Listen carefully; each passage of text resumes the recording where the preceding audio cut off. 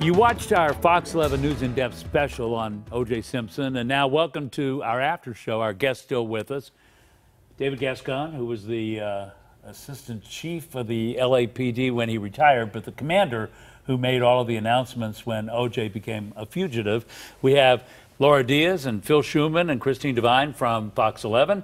We also have Al Naipo, who used to work here and now is the CAO of the LA Coliseum Commission. Sally Stewart, who used to be a reporter with USA Today.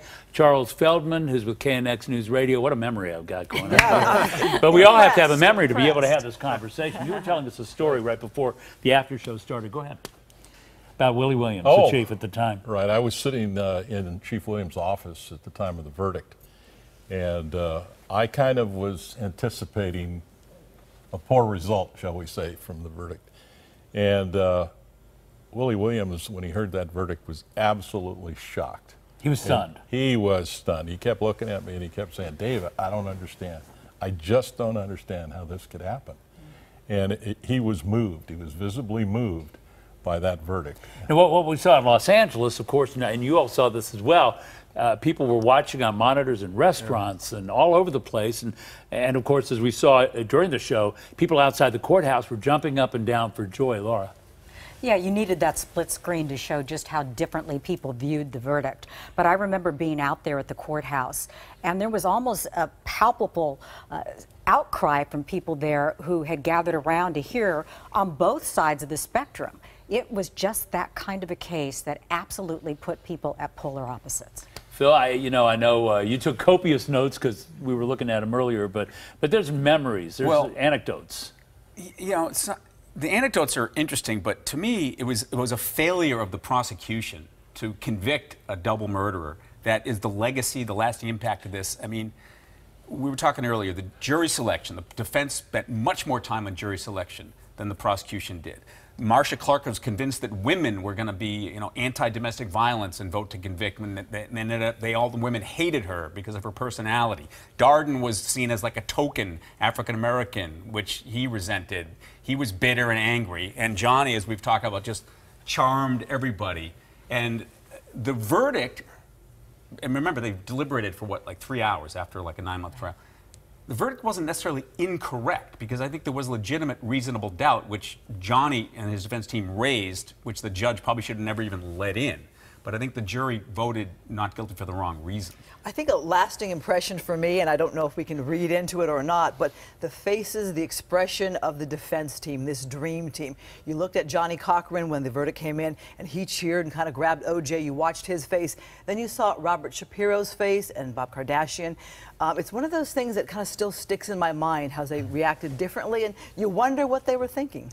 Yeah, Charles. Yeah, I was going to say, I've always been somewhat amazed that people have put the blame on the prosecution for losing the case. That's partly true.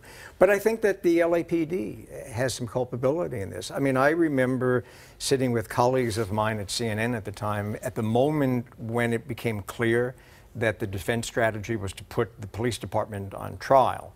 And I remember a number of us saying to one another, this case is not going to go the way the DA thinks it's going to go, and I think we were proven right.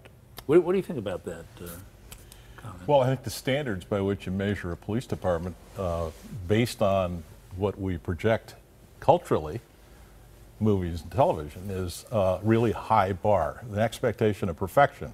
So if you can chip away by showing mistakes here and mistakes there and mishandling of evidence. Or even alleging a mistake. Yeah, or violations here. That undercuts the prosecution, and Charles is correct there. I always remind people this, however. The attorneys are not under oath with all the nonsense they say when they walk into the courtroom, when they walk out of the courtroom, and when they're in the courtroom, including arguments they're making. And never forget that. They're not sworn under oath, and there's no cross-examination of those attorneys. Interesting. The jury didn't get that point.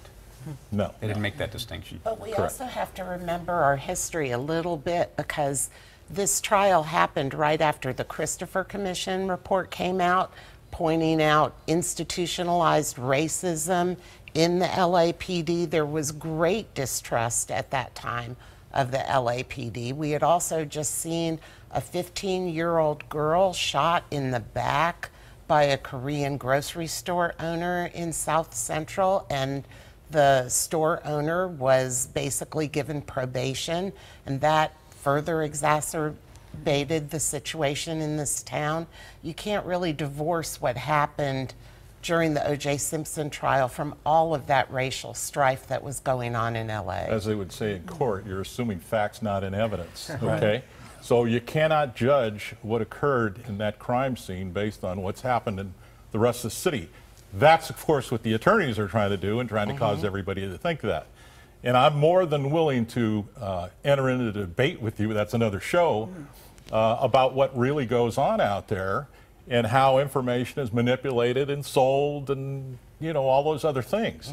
Because I spent my life out there. I know what goes on in those streets. And I'm not saying we're perfect.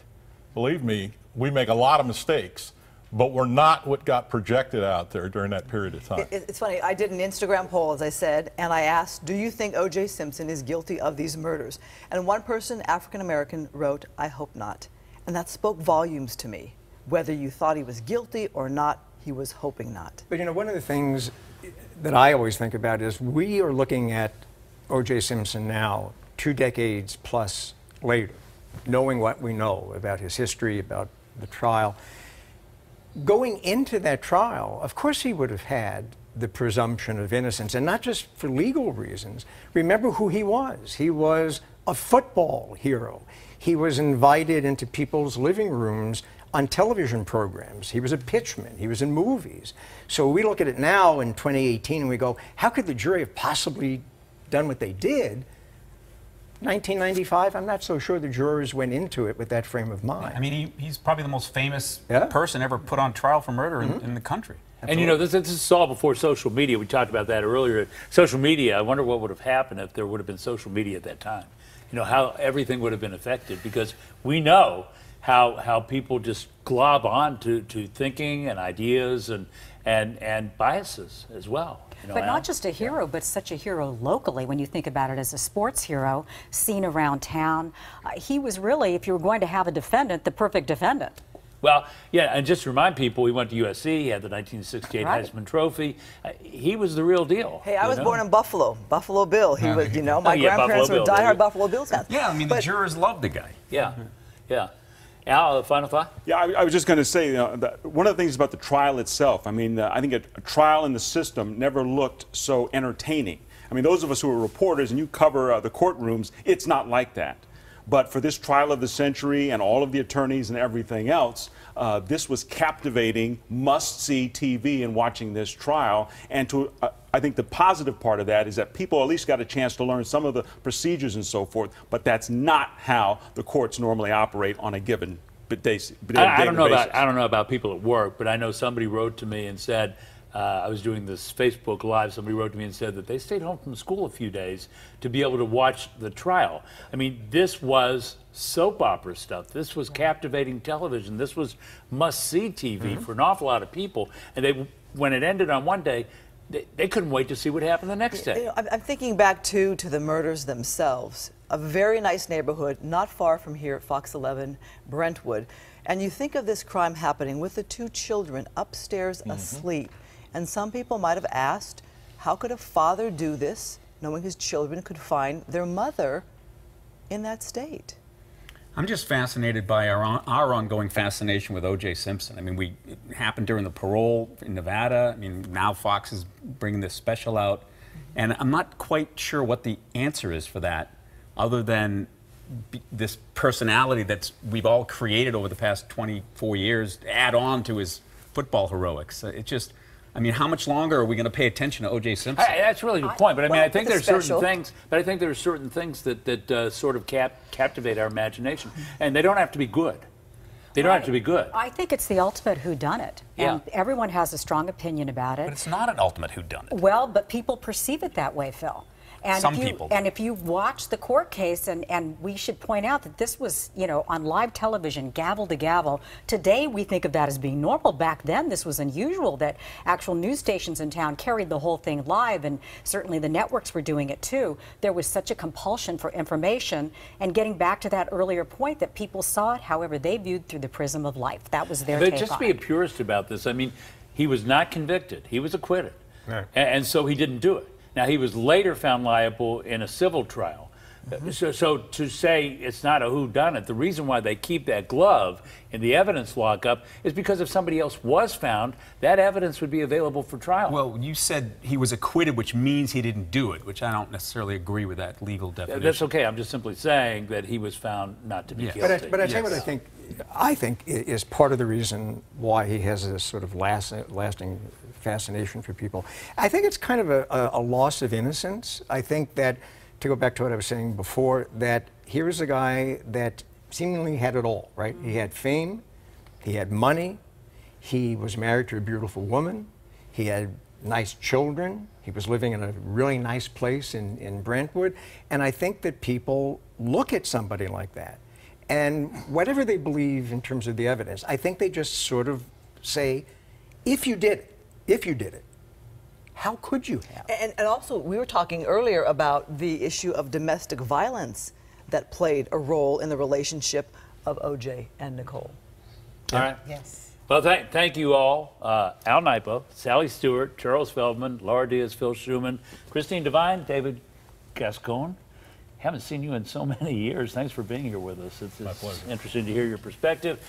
And thank all of you for being with us on this special edition of Fox 11 News in Depth, the After Show. See you again. Bye-bye.